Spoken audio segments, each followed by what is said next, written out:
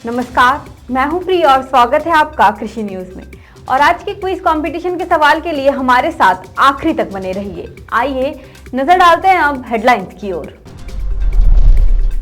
छत्तीसगढ़ राज्योत्सव में दिखी खेती किसानी की झलक, कलाकारों ने बना दिया गांव जैसा माहौल। हरियाणा सीएम मनोहर लाल खट्टर ने धानुका एग्रीटेक के अत्याधुनिक रिसर्च एवं ट्रेनिंग सेंटर का किया उद्घाटन। नेचुरल फार्मिंग को बढ़ावा देने के लिए नई वेबसाइट लॉन्च, जाने किसानों को कैसे करेगी मदद। चंडीगढ़ में जारी है CII एग्रोटेक इंडिया का भव्य आयोजन। इजराइल के सहयोग से कृषि को बढ़ावा, 2 सेंटर ऑफ एक्सीलेंस होंगे स्थापित। हरियाणा पंचायत चुनाव खत्म होने के बाद DAP खाद के लिए इफ्को केंद्र में किसानों की उमड़ेगी भीड़। अब खबरें विस्तार से।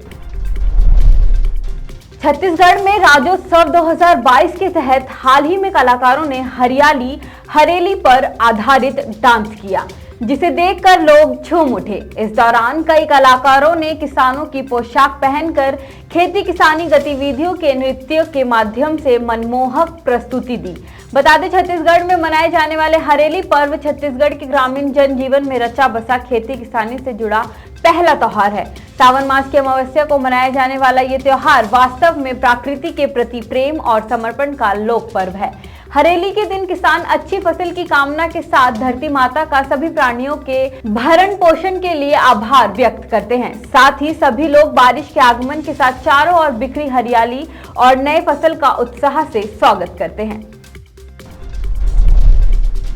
हरियाणा के मुख्यमंत्री मनोहर लाल खट्टर ने 4 नवंबर को पलवल में अत्याधुनिक Dhanuka agritech research and technology centre dot का उद्घाटन किया। हरियाणा के पलवल में लगभग 6.25 एकड़ में फैला यह अनुसंधान एवं विकास केंद्र 10 करोड़ रुपए के निवेश से तैयार हुआ है। ये किसान, अनुसंधानकर्ता और अन्य हितधारकों के लिए अनुसंधान आदि उपयोग के लिए उपलब्ध रहेगा। इस अवसर पर मुख्यमंत्री के साथ भारत सरकार के विद्युत और भारी उद्योग राज्य मंत्री कृष्ण पाल गुर्जर, स्थानीय विधायक दीपक मांगला, चौधरी चरण सिंह व अन्य गणमान्य मेहमान उपस्थित थे। केंद्रीय कृषि एवं किसान कल्याण मंत्री नरेंद्र सिंह तोमर ने हाल ही में राष्ट्रीय प्राकृतिक कृषि मिशन की राष्ट्रीय संचालन समिति की पहली बैठक में हिस्सा लिया। इस दौरान उन्होंने NMNF के पोर्टल का लोकार्पण भी किया। उन्होंने कहा कि देश में प्राकृतिक खेती के मिशन पर सभी के सहयोग से आगे बढ़ा जाएगा। उन्होंने संबंध में अधिकारियों को राज्य सरकारों व केंद्रीय विभागों के साथ समन्वय स्थापित करने के निर्देश दिए, ताकि किसानों को उनके उत्पादों को बिक्री में और ज्यादा आसानी हो।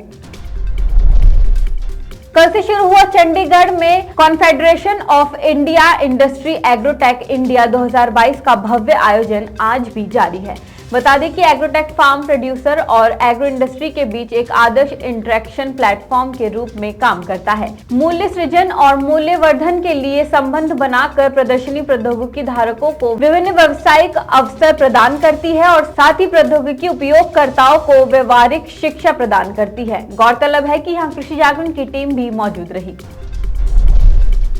इजराइल के सहयोग से भारत में कृषि को बढ़ावा दिया जाएगा। इस दौरान 2 सेंटर ऑफ एक्सीलेंस स्थापित होंगे।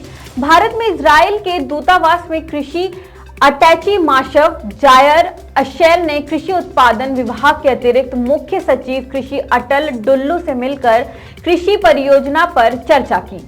कृषि अटैची ने बताया कि भारत और इजराइल के बीच कृषि के क्षेत्र में रणनीतिक सहयोग है। भारत इजराइल कृषि प्रोजेक्ट IIAP का मकसद फसल विविधता, उत्पादकता में वृद्धि और जल उपयोग दक्षता को अनुकूलित करना है।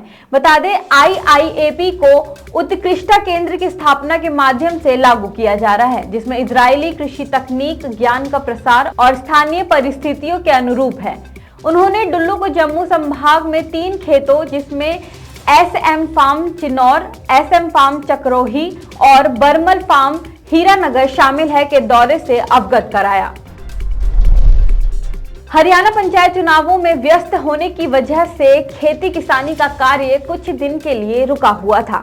वहीं अब चुनाव खत्म हो गए हैं। ऐसे में किसान गेहूं और सरसों की बिजाई करने के लिए फिर से खेतों में दिखाई देंगे। हालांकि अब किसानों के लिए सबसे बड़ी समस्या ये आ बनी है कि DAP खाद सरकारी केंद्रों में उतनी अधिक मात्रा में उपलब्ध नहीं है जितनी आवश्यकता है।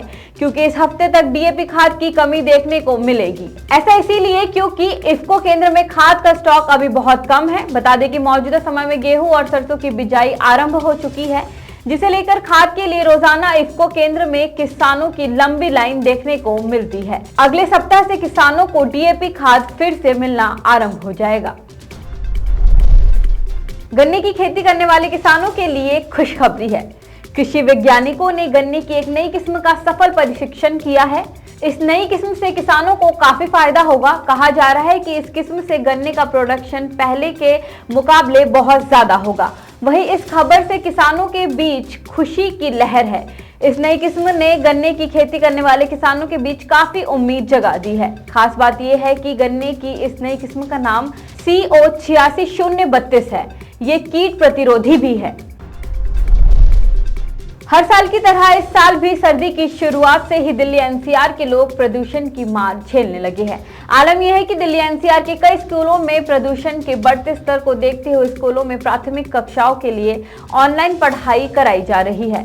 आज शनिवार को भी यहाँ के लोगों को प्रदूषण से राहत नहीं मिली है और यहाँ के अलग अलग इलाकों में वायु गुणवत्ता सूचकांक AQI गंभीर श्रेणी में बनी हुई है। और आज एफटीबी ऑर्गेनिक के क्विज कंपटीशन में आपके लिए सवाल है कि मुगा रेशम भारत के किस राज्य से संबंधित है? और आपके ऑप्शंस है number 1 Arunachal Pradesh, number 2 Bihar, number 3 Maharashtra और नंबर 4 असम। तो देरी किस बात की है, फटाफट से हमें इसका जवाब कमेंट करके जरूर बताएं और जीते एफटीबी ऑर्गेनिक के डिस्काउंट कूपन और ढेरों इनाम। साथ ही ऐसे अन्य जानकारी के लिए बने रहिए हमारे यानी कृषि जागरण के साथ। धन्यवाद।